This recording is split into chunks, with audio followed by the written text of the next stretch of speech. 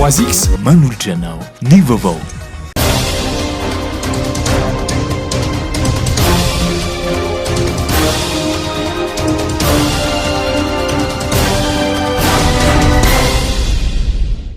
Faly tafahoana aminao indray amin'izao ora sy fotoana izao ary manasanao ampanajana trany anaraka ny fampalalam-baovao eto amin'ny MATV. Manatanteraka fitsidiana any Boeny nanomboka omaly ny filoham-pirenena Andry Rajoelina. Anisan'ny nandalovany voalohany ny tao Katsepy sy Namakia.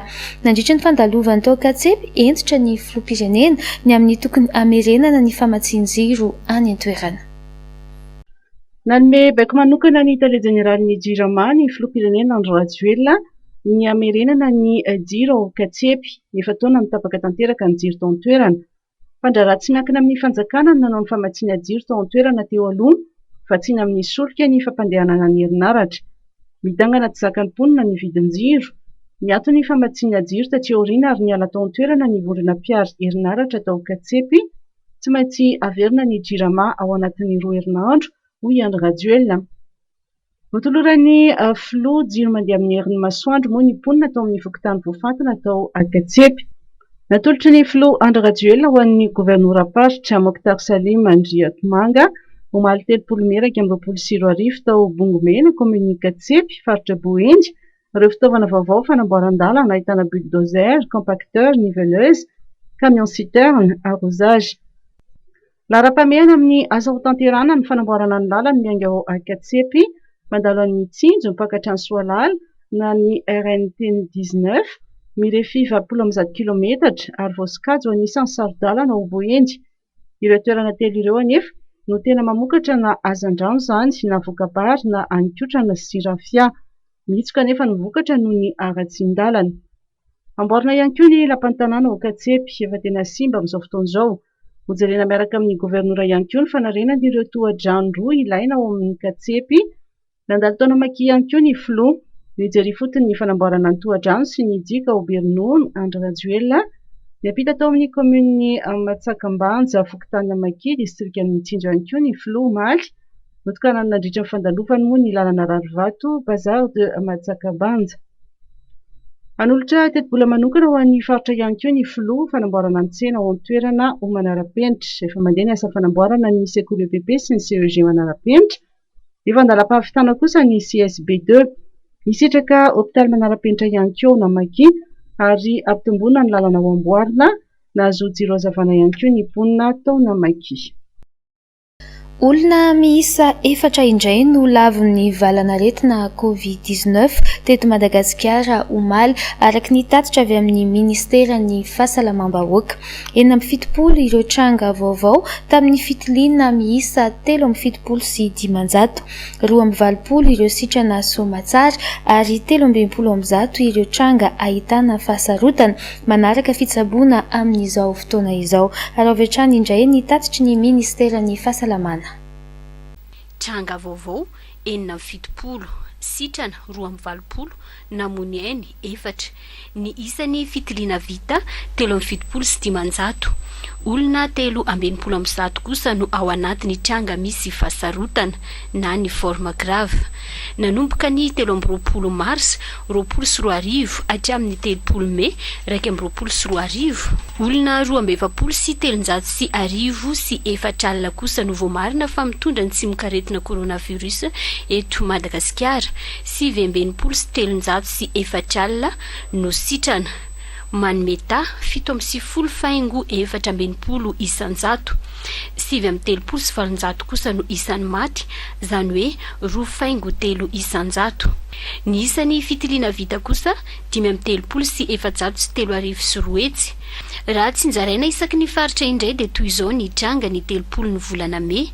Faritra Analamanga 30 tranga vaovao, 30 sitrana 2 namoiny ainy.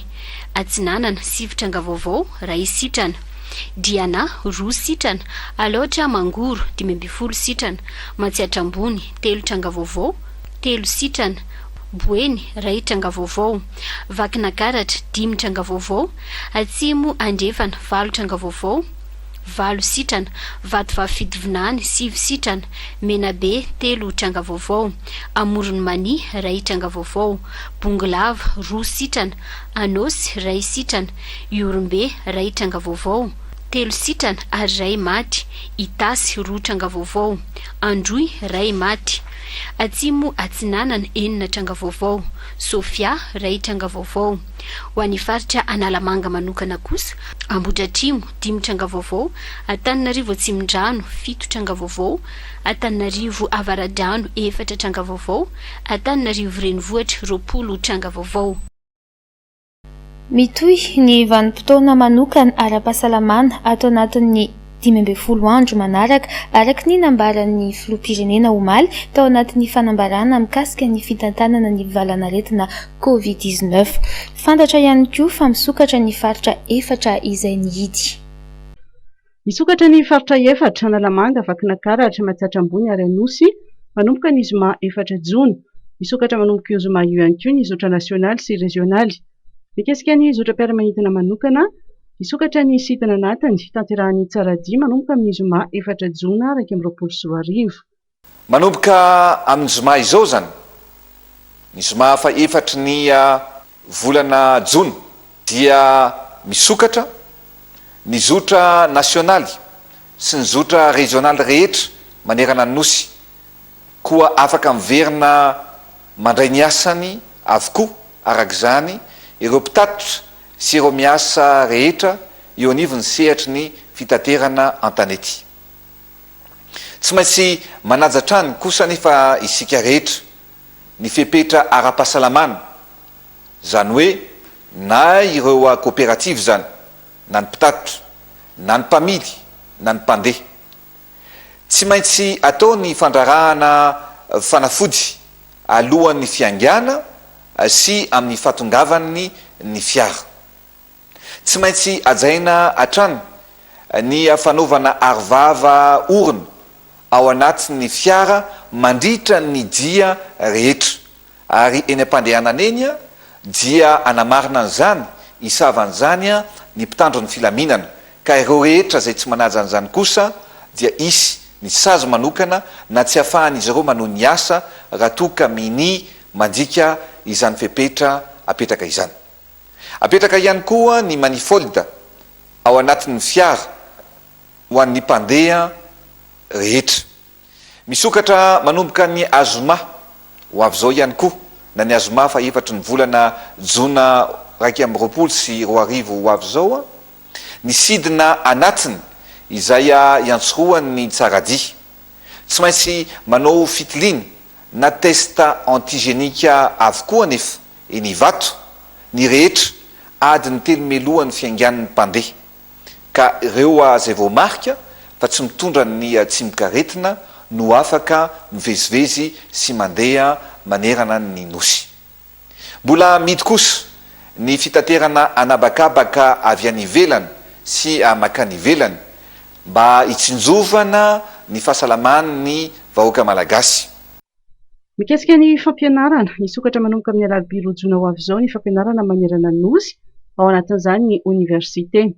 Miverina an-tsekoly ny mpianatra rehetra manerana ny nosy manomboka ny alarobia ho avy zao, zany hoe ny alarobia fa 2 ny volana Jona, ary ny ministra ny fanabeazam-pirenena no manatanteraka ny lamima sy ny fepetra ara-pedagojika mikasika an'izany fiverenana an-tsekoly izany.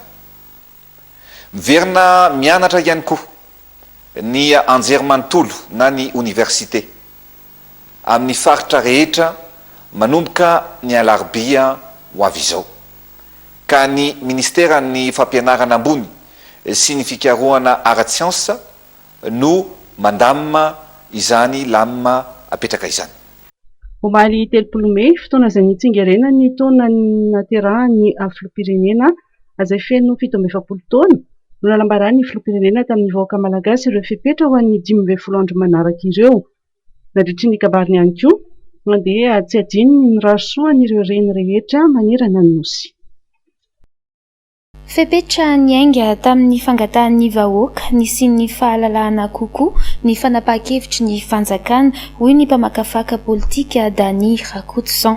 Ity mpanao politika ity izay namporisika ny tokony hanamafisana ny fanapariana ny vaksiny eo amin'ny sariny tsira Rakotosan.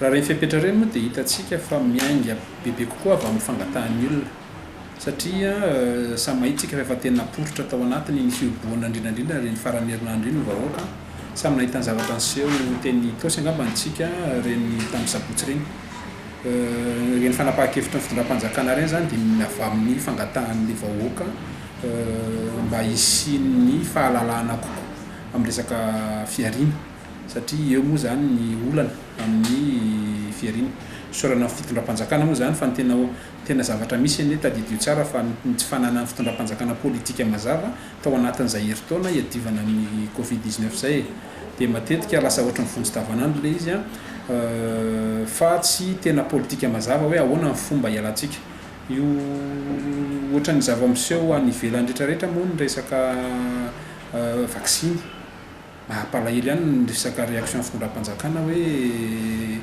tsy tena mifatoka amin'le fanaovana ny vaksiny fa ohatra mbola omena latitude kanefa ny io ny zava-misy any ivelany betsaka ny orinasa sy ny firenena efa misokatra satria ambony ny tahany fahavitana vaksiny tokony hazakazaka misy amin'ny fanjakana satria tsarofa ny vaksiny no atao hoe misoroka ny resaka oxygène no atao hoe mitsabo ary ny fomba fiteny foana hatramin'izay dia hoe aloha misoroka toy izay mitsabo ka ny fanaovana vaksiny dia fisorohana fanampiana kokoa ny fanatsarana ny moa zany ny hery fiarovana ao amin'ny olombelona anankiray ka ny fanaovana vaksiny dia ahafahana mihitsy hoe tsy atahorana ntsony ho voan'le forme grave zany le olona tsy atahorana ntsony arary fa iny moa tadidio fa ny olona anankiray dia vecteur foana mitondra ny otrika aretina fa noho ny fanaovana vaksiny anazy dia tsy hisy risque ntsony zany le forme grave zay hoe akana oxygène ohatra ny théolute reny ka zay fisorohana zay ary zay tadidio tsara fa ho anay ato miseritra ny fizahantany dia tsaroa fa ao anatin'ny azo atao hoe ny resaka valanaretina zany tsika dia ny olona mila assurance misy minimum d'assurance tokony hananana amin'ny resaka fizahantany satria tsy ohatra ny crise politique ty zavatra ty fa resaka valanaretina ka ny olona avy any ivelany zany afa ho azy kokoa no maheno hoe vita vaksiny ireo olona fizahantany rehetrarehetra mandray anazy izay ny tena assurance kokoa andrareo any ivelany ihany ka zay ny tokony masoan'ny fitondram-panjakana aingana mihitsy ny fanaovana vaksiny fahobe zay tratra rehetrarehetra ary ilaina ahafahana miaro amin'le mpizahantany sy indrindrandrindra ireo olona miasa ao aminy. Araky ny fanambarana nataon'ny filoham-pirenena omaly amin'ny fisokafan'ny faritra izay nikatona sy ny fisokafan'ny sehatry ny fitaterana manomboka ny zoma izao dia nanambara ny filohan'ny fivondronan'ny mpandraraha malagasy na ny fivim-pamaha fa isan'ny anampy be amin'ny fanarenana ny ara-toekarena izany fanapahan-kevitra izany saingy mila manamafy hatrany ny fanajana ireo fepetra sakana ny tsirairay mba tsy iverenana intsony ao anatin'ny fihoboany. Mara Daniela sy Mamra Samuely. Maro amin'ireo orinasa mpandrarano no nitondra faisana ao anatin'ny fiatrehana ny fepetra ara-pahasalamana ao anatin'ny amiana ara-pahasalamana hatrizay indrindra fa ny fikatonana teo amin'ireo faritra maro indrindra moa fa ny teto amin'ny faritra Analamanga. Izy fiantraikany tsara eo amin'ny orinasa sy ny fiarikarena ny fisokafan'ny faritra rehetra sy ny fisokafana amin'ny fivezivezena ato anatiny raha nambaran'ny filohan'ny fivondronan'ny mpandraraha malagasy na ny fivim-pamaha taoriny ny fanapahan-kevitra ndray sy ny filoham-pirenena omaly iny. Tokoa fa rajirivana zany ny atao tanisa dia nidina ny tahan'ny olona da hoe voan'ny Covid.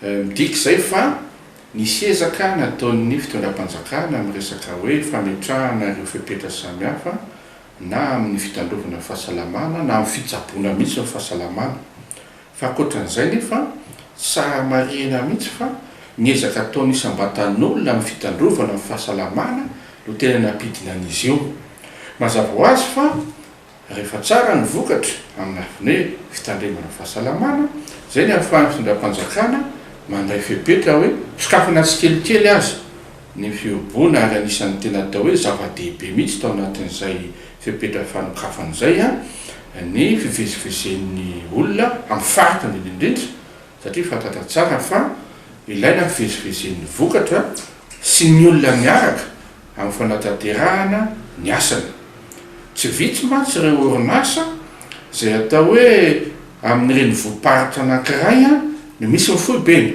nefa nitoerana esana any amin'ny faritra hafa ka tsy afaka mivezivezy le mpiasa amin'ny fitidihana n'ireny atao hoe famokarana samihafa ireny raha tsy misokatra ny faritra. Inona zany fa isy fiantraikany tsara sady amin'ny asan'ny orinasa io mazava ho azy amin'ny fiarikarena satria amin'izay misy fivezivezen'ny vokatra sy fivezivezen'ny olona no misy ihany koa fivezivezen'ny vola amin'ny mety hoe fampandrosoana ny fiarikarena. Tokony amafisina tsara ihany koa nefa ny fanajana ireo fepetra sakana rehetra. Tsirairay na ao anatin'ny tokantrano zany na any amin'ny sehatra asa samihafa anaty orinasa zany satria rehefa metsara foana ny fitandremana ara-pahasalamana dia izay fisokafana tsy kelikely hatranatrany amin'ny lafiny ara-toekarena ihany koa satria mifaningotraina mahitsy moa ny toekarena sy ny sosialy amin'izy io ka io ny tena nitanana ny olona foana hoe aza misy atao hoe relâchement mihitsy ny amin'ny fitondrovana an'izay hoe fitandremana ara-pahasalamana izay amin'ny fitondrana ny arovava-orona ny elanelana ray metatra sy ny sisa satria rehefa mitsara ny vokatra ara-pahasalamana dia izay no ahafahana mandray fepetra tsaratsara kokoa hatrany ihany koa ny amin'ny lafiny ara-toekarena. Raha mahita moa ny fahasahiranana na isa tokantrano any amin'ny orinasa moa dia tena mbola misy atrasa tsy afaka miasa raha ohatra fotsy le voalaza teo hoe ny fidin'ny lafiny kultoraly ny resaka fanatsanjahatena sy ny sisa ireny zany hita hoe mbola misy ezaka mbola tokony atao mihitsy ary izay no anetanana ny rehetra mba hitohy hatrany zay ezaka izay satria atao hoe ny ezaky ny tsirairay no mitondra vokatra ihany koa any daholobe. Tokony hisokatra ihany koa araka izany ny sidiny ivelany ao anatin'ny fanajana ireo fepetra rehetra sy ny fanaovana fitiliana eo am-piangana sy eo am-pahatongavana ary apetraka ny fepetra fihibohana ho an'ireo izay mitondra ny tsimokaretina. 3X, de l'énergie en canette, au goût très frais, pour booster tous les grands moments de ta journée. 3 fois plus d'énergie pour ne plus t'arrêter. 3X, triple ta force. Mandrosola sonora Universal Emporian no vanarina Batimax eto Tsaralalany. Otra moderna be mihitsy ato Ny magasin lasa moderna fa ny entana sy ny vidiny tsy miova ka. Ndahora fa mila manampy fitaovana mihitsy azo satria nahafapo ilay milina fitomboary vidiko tato. Ho atsika tatsaha tongava mitsidika amin'ny Batimax ao Tsaralalana fa ho hitanao daholo ny fitaovana matianina momba ny fambolena décortiqueuse, motoculteur, scia chaîne, groupe électrogène, motopompe, Batimax mikalitao amin'ny vidiny mirary. Raha ny nambaran'ny solom-bavambahoaka ny boriboritany faharoa Lanto Rakotomanga dia mihaino ny etaetan'ny mponina ny filoham-pirenena Andry Rajoelina amin'ny fepetra izay noraisina mikasika ny valanaretina Covid-19. Tato-baovao Vola Ravoavo sy Tsira Kotorsan. Ahitana taratra fa mihaino ny etaetan'ny mponina ny filoham-pirenena Andry Rajoelina amin'ny fepetra izay noraisina mikasika ny valanaretina Covid-19 hoy Rakotomanga Lanto solom-bavambahoaka ny boriboritany faharoa. Nosoroitan'ity parlementaire ity fa mamaly ny etaetan'ny mponina ny fepetra vaovao ho an'ny 15 andro manaraka. Raha ny aino sy ny jery ny fanambaran'ny filohan'ny republika ny tenako amin'ny mahasolom-bavambahoaka ny tena dia hita fa ny aino ary mijery ny fiainan'ny vahoaka sy ny zavatra mitranga eny amin'ny fiarahamonina ny filohan'ny republika ka tena tsapa zany fa afapo na afapo zato isan-jato iny fanambarana izay nataon'ny filohan'ny republika iny satria nazavainy tsara fa noho ny ezaka izay nataon'ny tsirairay izay nataon'ny vahoaka tsirairay ary noho ny nisy fioboana tafeno mandritra ny sabotsy sy ny alahady nandritra ny roa herinandro teo dia nahitana vokany ny fienana izany valanaretina Covid-19 izany ary tao ihany koa ny vaksiny izay natao izay isorana ny filohan'ny République era-po era-tsaina satria dia maimaim-pona ny fanaovana izany vaksiny izany ary antsitrapoa ao anatin'izay zavatray. Eto dia samy laza fa tokony isokatra amin'izay itsika, tokony amonjy ny asa tsirairay itsika ary efa hitany ihany koa fa misy ireo olona izay mbola azo subvention na hoe hojerena manokana ozy izy noho ny tsy fiasana sy ny fitraikany asany nandritra an'izany fioboana tamin'iny roa herinandro efatra herinandro lasa teo iny fiasana sy fitraikany asany nandritra an'izany fioboana tamin'iny roa herinandro lasa teo iny ka mbola tokony tsy ho variana isika satria iaraha mafantatra fa mbola misy ilay aretina na ataontsika hoe ny hena ka tokony mbola hitohy hatrany ny geste barrière ireny elanelana ireny ray metatra farafahakeliny ny fanaovana gel ny fametahana maska ary tsy fifandraisana zany amina olona ohatran'ireny dia tokony hiomana ihany koa itsika any amin'ny toerana fianarana ny any amin'ny toeram-piasana rehetrarehetra ireny satria mbola tokony hitandrina be zany mba tsy hiverenana na zahoana an'izay aretina izay. Raha zahay tenako manokana tao amin'ny boriboritany faharoa dia nametraka an'izay fanampianany olona zany amin'ny resaka fanaovana fanafody ranom-panafody isaky ny tsena sy manome mizara an'ireny aro vavaorona ho an'ny mpivarotra ireny satria ao anatin'ny tsena ny vola no tena anisany mitondra mikroba indrindra ary ao anatin'izay ihany koa ny fikitihana amin'ilay tanana zany raha ohatra makany amin'ny vavana makany amin'ny orona izay hidirany ilay tsimokaretina dia iny zany dia mila mizatra mihitsy ntsika tapenana foana iny ary vavaorona iny ary izay ihany koa dia niezaka ihany koa nizara anireny CVO reny maimaim-pona ilay tambavy zany ahafahana mampitombo ny hery fiarovana ao anatin'ny tsirairay avy amiko zany ny fiainana efa miara-miaintsika amin'ilay valanaretina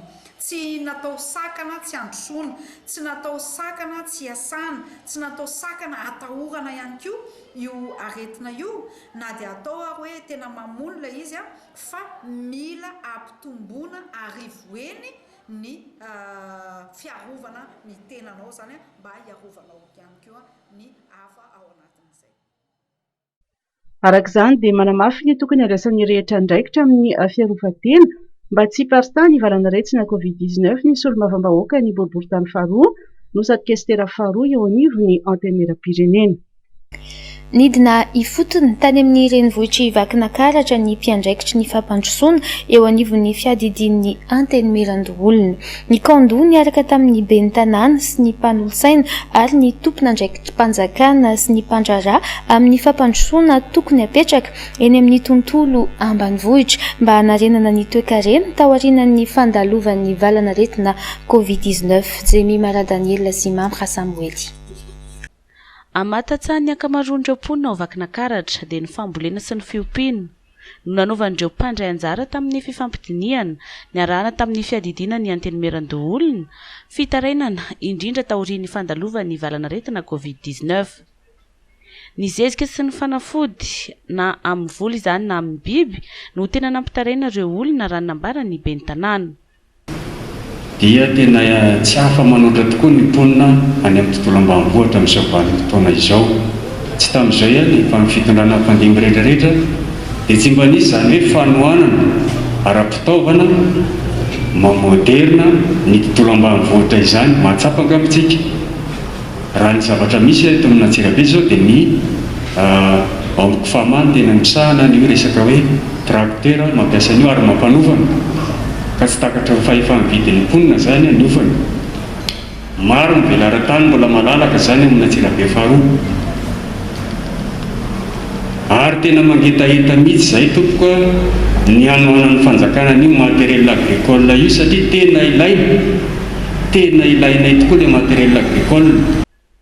Tsy mpikirakira lalàna fotsiny no ataon'ny mpikambana ao amin'ny antenimieran-doholona fa mandray anjara amin'ny fampandrosoana ny komina rehetra eo amin'ny faritany iadidiny. Ny hainy ny etaetandreo ben'ny tanàna araka izany ny mpendraikitra amin'ny fampandrosoana eo anivon'ny antenimieran-doholona ary hitondra izany eny amin'ity androm-panjakana ity izerena ny vahaolana anampinany amin'izao fahasahiranana izao. Hoe inona no ataontsika fanarenana ataontsika rehefa hoarina ny fandalovana Covid eo amin'ny lafiny ara-toe-karena. Mazava ho azy amin'ny antenimieran-doholona dia miara-miasa amin'ny commune dia ny ben'ny tanàna sy ny mpanolotsaina dia mijery hoe inona no zavatra azo atao, inona ny etaetany any amin'ny commune azo atao dia hijerevana koa raha toa ka mbola misy anorina ny fandalovana reto ohatrena dia ahafahana misolo-pameloa an'izay zavatra mety izy izay. Ny azony raisina teo zany dia famahana fijerevana an'izay azo amahana an'ireny olana sedrainy eny anivon'ny commune any ambanivohitra ireny dia nisy moa zany ny fehi-kevitra ho ampitaina ihany koa ireo olana rehetra sy ny vahaolana. Nisy vahaolana maro sosikevitra izay naroso teo dia hojerena ny fomba anatanterahana an'ireny. Ny tsy fisian'ny herinaratra ary ny rano fisotro madio ireo no anisan'ny sakana amin'ny fampandrosoana eny ambanivohitra ny raisany reto mpandray anjara ireto. Aorian'izao fotoanan'andro izao dia atsangana ny komity ambolavolan'ny tetikasa. Fanomboana ny natao teto Vakinankaratra fa itoy any amin'ny faritra hafa eto amin'ny faritany ny fotoanan'andro toy ity natao tao Antsirabe ny zoma lasa teo ity. Nitsidika ny fandrosoan'ny asa fanamboarana ny kianja manara-penitra ahondaboly ny ministry ny fanatanjahantena ny sabotsy teo. Taorian'ny fitsidiana dia niona tamin'ny piasan'ny fahasalamana mandray an-tanana ireo marary ny Covid-19 ihany koa ny tenany. Norbert Rakotomalala. Mandroso ny asa fanamboarana kianja manara-penitra metrakira ao Andaboly, tombanana ho ny 300 ny asa nefa vita. Ny asa botsy teo dia nitsidika ny fandrosoana izay asa fanamboarana izay ny ministra Tinoka Roberto, ministry ny tanora sy ny fanatanjahantena. Ankoatra ny fitsidiana ny kianja dia tsy diso tsara ihany koa ireo tanora mpanao fanatanjahantena ao anatin'ny ligiparitra Atsimo andrefana satria dia nanolotra vatsy ho azy ireo ihany koa ny ministra. Nahazo ny anjarany ihany koa ireo mpiasan'ny fahasalamana ao amin'ny faritra Atsimo andrefana nisaotra sy nakahery hatrany ny mpiasan'ny fahasalamana tao an-toerana izay nandray an-tanana ny marary ny Covid-19 ny ministry ny tanora sy ny fanatanjahantena sady ministra koty sy ny faritra Atsimo andrefana.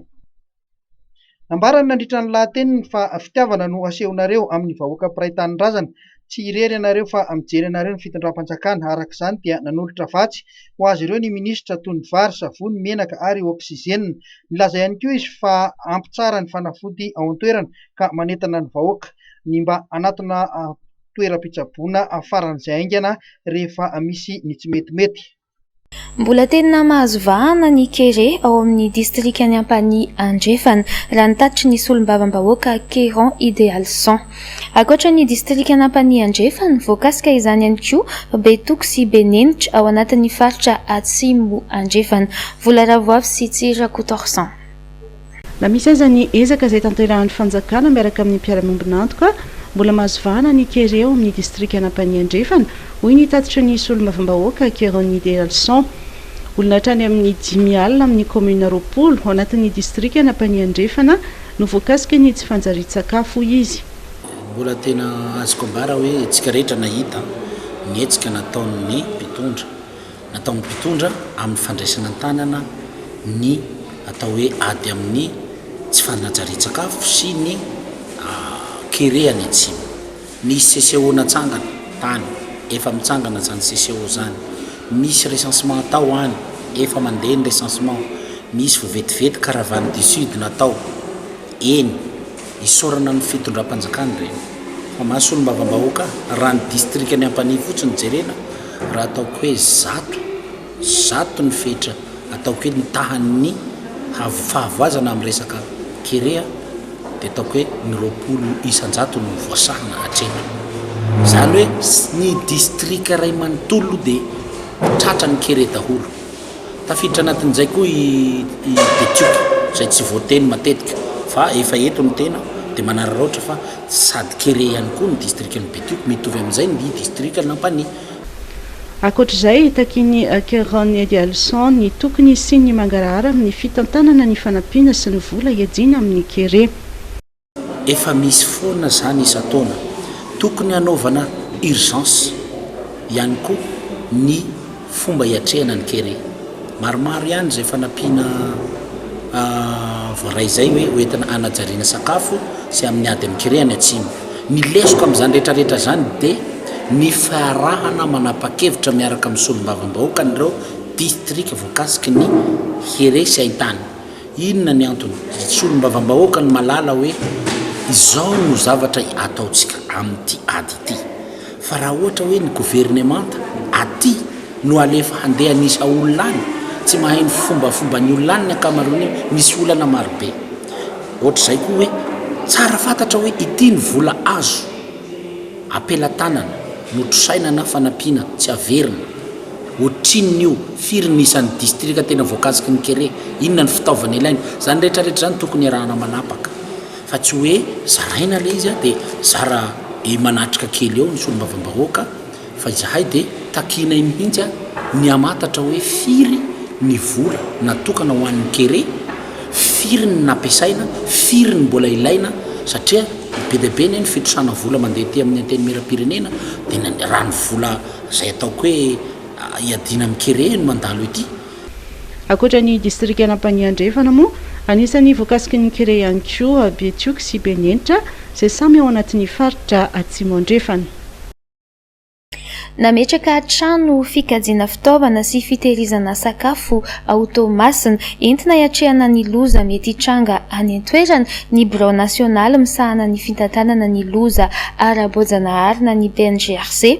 Zava-dehibe ny fisian'ny foto-drafitrasa toy izao hoy ny ben'ny tanànany Tomasina eo amin'ny sariny Tsira Kotorsan. Anisan'ny lara-pamehan'ny fitondram-panjakana amin'izao ny fitantanana sy ny fiarovana ny mponina amin'ny loza voajanahary. Ao anatin'izany indrindra ny Bureau National misahana ny fitantanana ny loza ara-boajanahary PNGRC dia nametraka trano fikajiana fitaovana sy fitehirizana sakafo automasina entina hiatrehana ny loza mety hitranga any an-toerana. Ao amin'ny Voirie boulevard Gagneur no misy ny toerana. Mirefy izy tia eo amin'ny 20 metatra ny alavany ary ny sakany 7 metatra ny ahavony 1 metatra. Ny atao hoe kapasité ao anatiny zany manana 972 roa amby 700 sy 700 metatra kiba dia mahazaka eo amin'ny raha sina sakafo zany ao eo amin'ny 700 ka hatra amin'ny 500 sy 700 tonne ny zavatra azo ampidirinao zany. Nosoritany ben'ny tanànany Tomasina fa zava-dehibe ny fisian'ny foto-drafitrasa toy izao. Fitoarana filoham-pirenena satria Tamatavy dia anisan'ny tanàna ray tena hoe azo lazaina araka le teny teo hoe exposé eo anatrehan'ireo loza teraky natiora ka fisaorana feo satria matetika misy ny tondra-drano tsy hita izay ametranga le olona reny ary indrindrandrindra andriamatontale générale magniry zay mba misy raha agnatin'izy io satria rehefa misy hain-trano sahirana mihitsy fampiasa amin'ny préfet gouverneur aiza ndraika varamena rehefa karaha le za ataontsika hoe reny manoloana nona le zaza nefa fisaka le nona ka eo anatrehan'izay zany zay dia mampita ihany tsy zay moa zanaka dia mangataka foana fa dia mangataka koa zay zany mba hoe mba isy stoktokom-bary koa mba zavatra amojena le sahirana rehefa ohatran'izay zany. Amin'izao fotoan'izao dia efa vita amin'ny ampahany voalohany ny asa fanamboarana trano fikajiana fitaovana sy fitehirizana sakafo afaka hiatrehana ny vola samihafa ao Tomasina. no avozina tanteraka ny bâtiment 3 na ny velany na ny anatin'ny ivitoerana enfant de joie ao Andranomadio Tomasina, toerana izay manabe ankizy sembana kamboty na manana ray aman-dreny adala. Misy 1,7 ireo mpianatra ka 3,30 no kilasy mandry. Ny jery sy nitokana ny fotodrafitrasa vao vita ny Filo Nasionaly ny Freedom izay renim-piainy akany ny zoma lasa teo.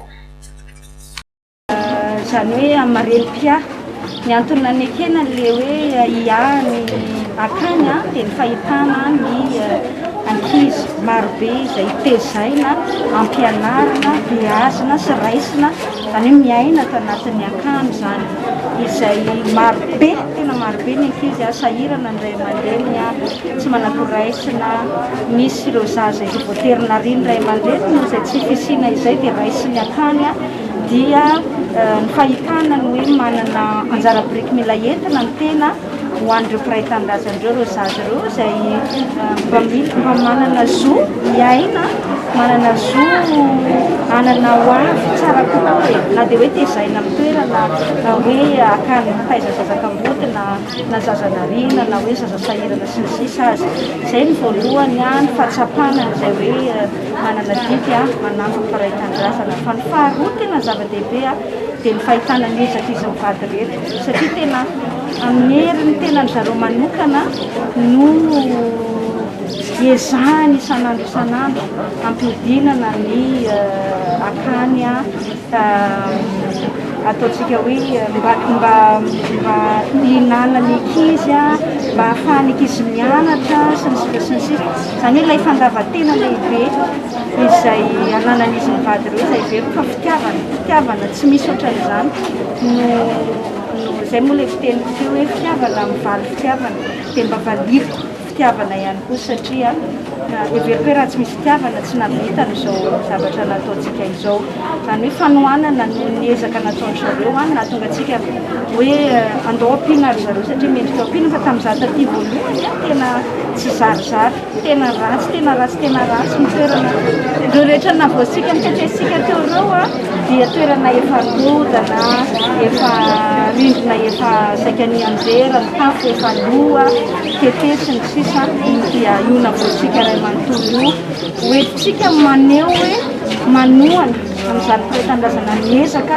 manampy mpiray tanindrazana amin'izany dia izay ilay teneniko teo hoe ngamba tsy misy fitiavana lehibe mihoatra n'izay atao hoe entiny izy mivady izay dia fitiavana lehibe ohatr'izay ihany koa no hamalina azy nanaovana amin'izao asa soreta izao ambany.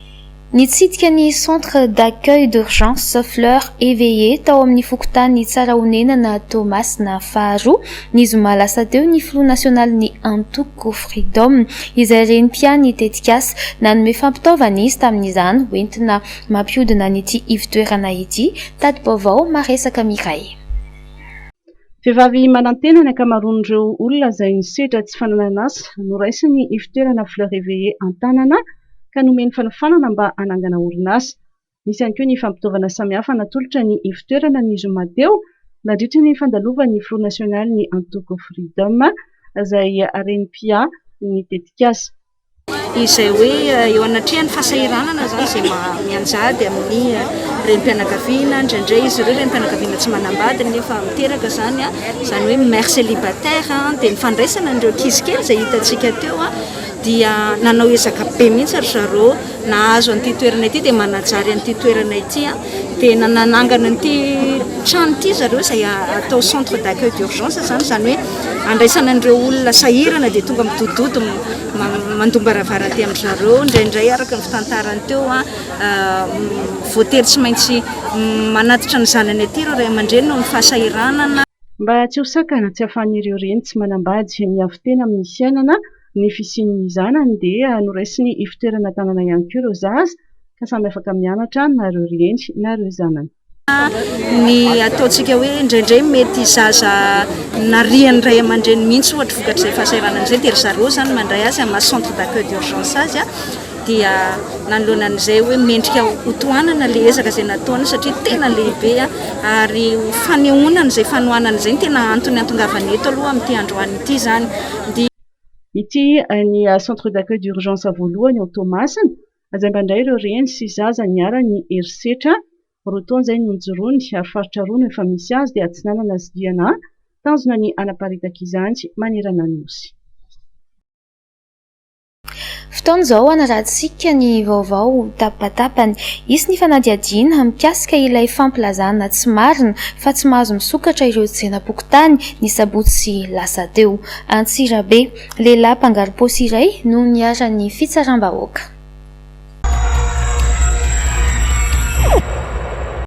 Anokafana fanadihadiana ny mikasika ilay korotana tamin'ny sabotsy lasa teo izay avy amin'ny fampilazana tsy marina fa tsy mahazo misokatra ireo tsenam-pokotany araka ny fanambarana avy amin'ny primature. Manameloka tanteraka ny tedi-dratsy itediavana fifandonana eo amin'ny sampiaramonina any anatin'ny fokotany samihafa noho ny katsikatsi politika anakorontanana ny firenena ho ianjy ny fanambarana. Lehilahy iray mpamboly sy mpifoka ary mpivarotra rongony no nisamborin'ny polisy tany Tsararano ambony any Majanga Omaly. Rongony 220 poa no sarona tao an-tokotaniny, hita fa voakolokolo tsara ary vokatra tokoa izany rongony izany. Mpanakanto ity rasta ity fa ankoatr'izay dia manao izao asa ratsy izao ihany koa. Lehilahy mpangaro paosy iray no niara-ny fitsaram-bahoaka tany amin'ny tsenan'ny sabotsy tany Antsirabe ny farany herinandro teo.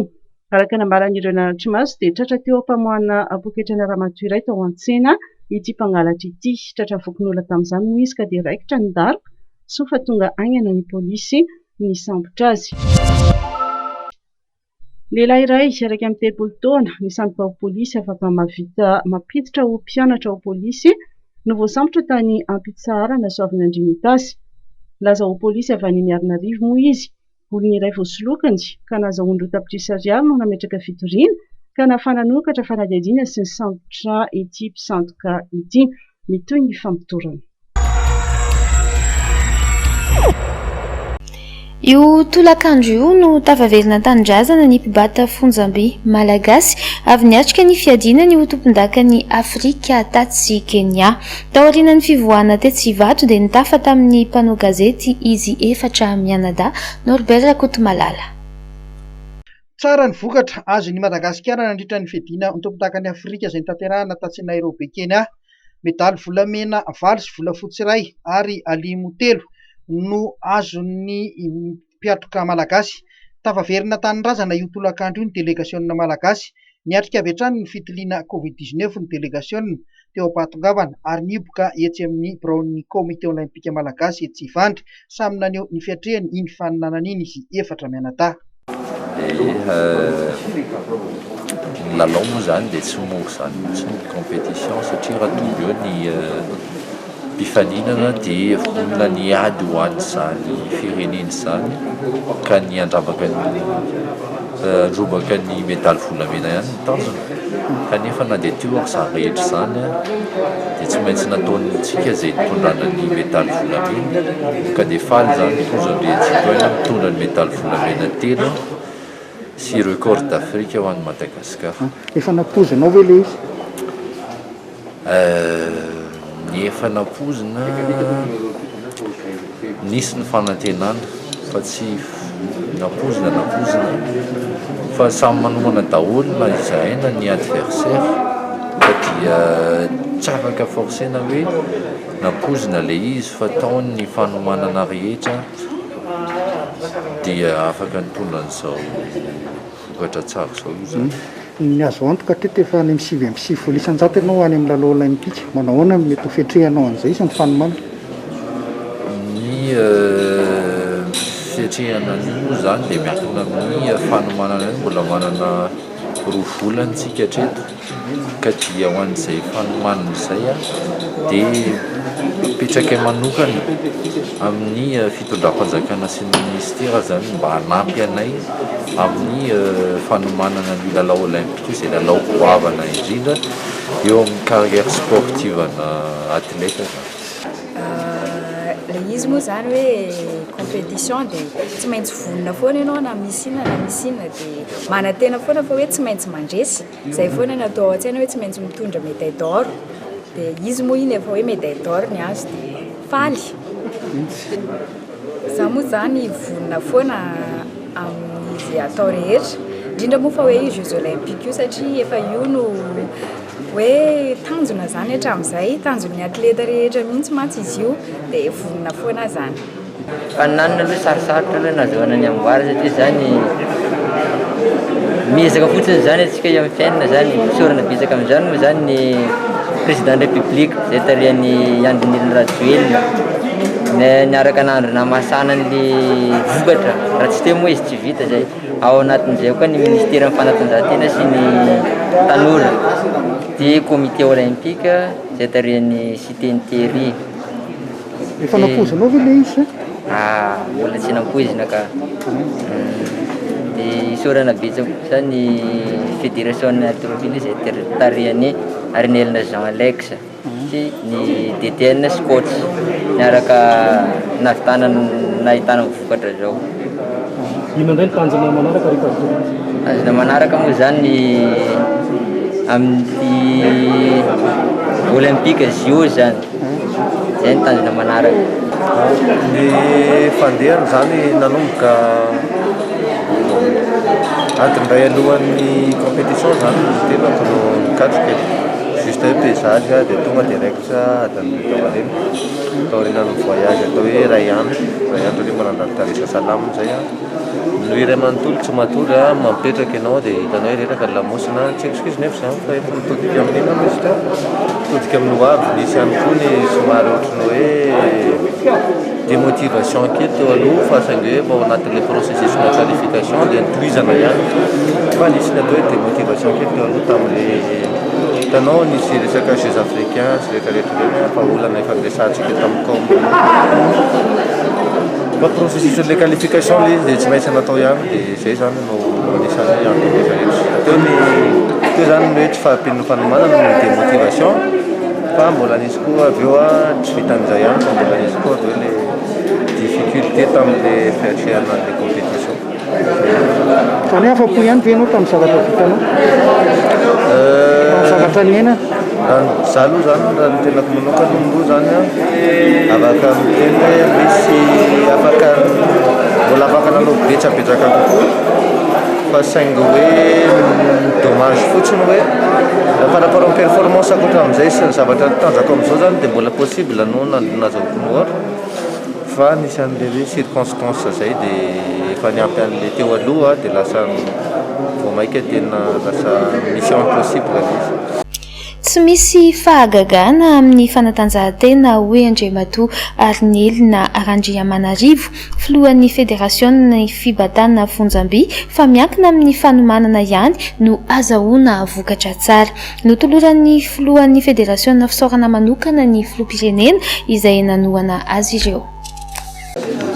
Tsotra angamba ny azoko ambara fa matoa zay zavatra zao no tanteraka dia no sitrapon'Andriamanitra ry zay foana ny tonga amin'ny fitenenako hoe aty amin'ny fanatanjahantena no misy ny fihavanam-pirenena satria ny fandray teo daholo ny rehetrarehetra tamin'ny fandraisan-tanana nanomboka tany amin'ny filoham-pirenena izay isaorana manokana tamin'ny fanomezan-dalana nomen'ny fibatana Fonjamby isaorana koa ny ministry ny tanora sy ny fanatanjahantena satria tao anatin'izany rehetrarehetra zany dia fiarahamentana sy fiaraha-miezaka ny tsirairay avy satria na ny atleta nandeha iny dia tany ambadika tany nisy coulisses be dia be hoe na ny présidence na ny ministère amin'ny fanatanjahantena ny fédération na ny ACM ny ministre ny gouvernement tany Kenya be dia be zany ny olona tany ambadika ny coulisses rehetrarehetra ko dia ny firaisan-kina no era dia izay mitambatra vato izay misaraka fasika izay zany ny ampitenenantsika malagasy dia mena fa hirahina foana ny malagasy tany amin'ny bary dia hirahina foana amin'ny fanatanjahantena satria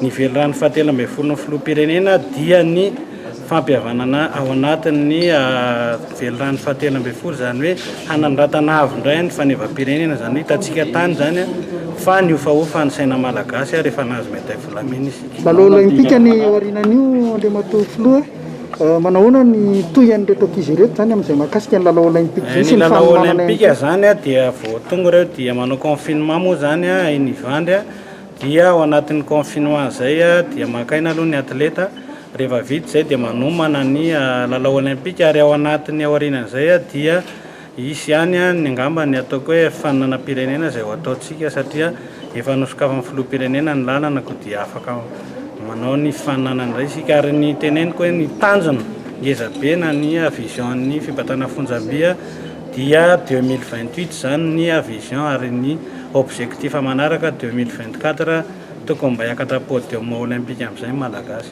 Efa fantatra ve hoe izy mety makany amin'ny lalao olympique zany? Ny tena fantatra aloha zao dia tojo aloha hatreto raha ny décompte des points hitako fa ny manaraka dia mbola miankina amin'ny décompte des points izay ataon'ny fédération internationale ny isan'ireo ho qualifié zany amin'ny Jeux olympiques. Isan'ny manampy be amin'ny fampalalana ny tantaran'i Madagasikara ny firaketana antsary sy ny fampahafantarana sy famoahana izany tsary izany avy eo. Isan'ny asa sahan'ny vakoka antsary na ny musée de la photo izany dia fampahafantarana ny tantaran'i Madagasikara amin'ny alalan'ny sary. Entina hanamafisana sy hanatsarana izany andraikitra sahany izany dia nisy ny fanaovan-tsony teo amin'ny musée de la photo sy ny banky MCB androany. Jemima Daniel sy Mamra Samuely. Fampisehoana sy fampahafantarana ny tantaran'i Madagasikara amin'ny alalan'ny sary no isan'ny andraikitra sy tanjon'ny musée de la photo izay miezaka hatrany mampiaina sy mampafantatra ireo tanora izany tantaran'i Madagasikara izany. Ny asan'ny musée de la photo dia tsotra. Ny asan'ny musée de la photo dia ny mizara sy manaparitaka ny tantaran'i Madagasikara amin'ny alalan'ny sary izay miseho amin'ny alalan'ireny horonan-tsary kely amin'ny ato amin'ny efitra ato aminay ireny sy ihany koa ny amin'ny fampirantiana lehibe dia misy ihany koa ny conférence izay atao hoe café histoire ny anarany Trangeto izay miompana amin'ny hevitra mikasika ny tantara ny Madagasikara izay rehetra atao ato amin'ity toerana ity dia mikasika ny vakoka ara-tsary ny Madagasikara, tantara ny Madagasikara, kolontsaina malagasy dia izay rehetra ataonay izay asanay isan'andro dia io no anohanan'ny MCB anay. Ao anatin'izany misy ny fanaovana dikatsary, numérisation amin'ny teny gasy, hitehirizana an'ireny sary ireny fa tsy ilay sary taratasy ireny fotsiny ihany zany no manao ny vakoka ara-tsary fa adika amin'ny scanner ny sary dia lasa sary tsiraisin-tanana zany dia iny no mitambatra dia manome an'ilay vakoka lehibe dia lasa manana atotan-tsary marobe zay dia ireny no ampiasainay anaovana anoratana ny tantara Madagasikara sy izarana ny tantara Madagasikara ho an'ny sarababen'ny olona rehetra izay miditra eto amin'ny toerana ity. Entina hanamafisana sy hanatsarana ary ampivelarana izany fandraketana tsary ny fampahafantarana ny tantara Madagasikara izany dia nisy ny fanaovan-tsony mpiara-miasa teo amin'ny banky MCB sy ny musée de la photo androany. Nahatsapa ny rotonta fa zava-dehibe tokoa izany firaketana tsary ny vakoka malagasy izany. Natao androany teto amin'ny musée de la photo dia fanaovan-tsony amin'ny fomba ofisialy fifanara-mpiara-miasa ny banque MCB sy ny musée de la photo. Izany hoe ny MCB dia manao fanohanana ara-bola ny musée de la photo mandritra ny telefona amin'ny asa izay ataonay eto amin'ny toerana ity. Isan'ny ataon'ny musée ihany koa ny mamadika ho numerika ireo sary ka efa sary manodidina ny 7,000 Ariary no efa vita amin'izao. Dia iny vaovao iny ihany koa no entiko manakatona ny fampalalam-baovao amin'ity takariva ity.